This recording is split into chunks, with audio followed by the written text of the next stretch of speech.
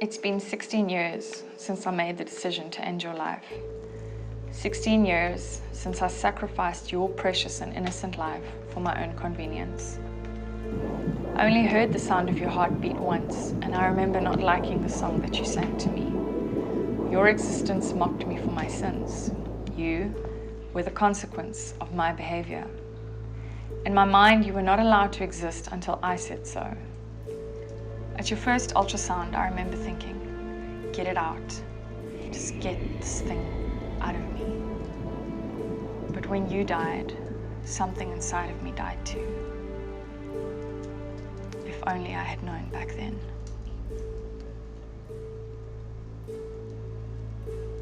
Words fail me to express the level of remorse I feel for failing you.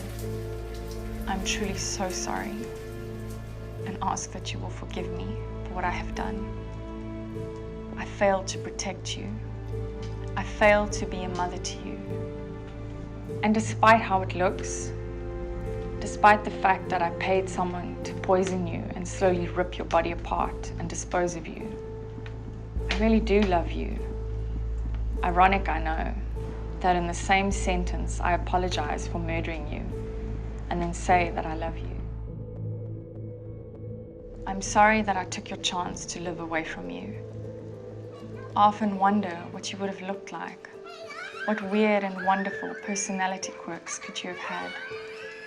You could have been anything you wanted to be in this life. You could have been an artist or a chef or a firefighter or a writer. You could have changed the world and gone to the moon and back. That is what you wanted to do. But I took that away from you. There is no excuse for what I did to you.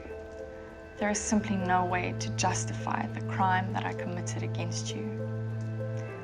Sure enough, I was afraid, and only 14 years old.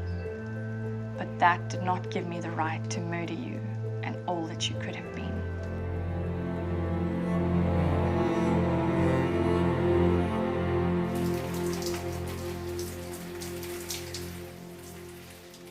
The turning point for me was the night that I almost committed suicide because I hated myself so much for what I had done.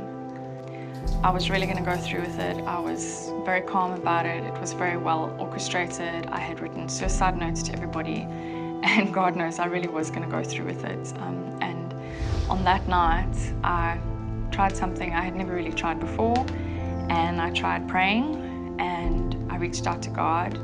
And God actually responded to me. I believe God speaks to us in the language that we understand, and the language that I would understand at that time was just to have some peace.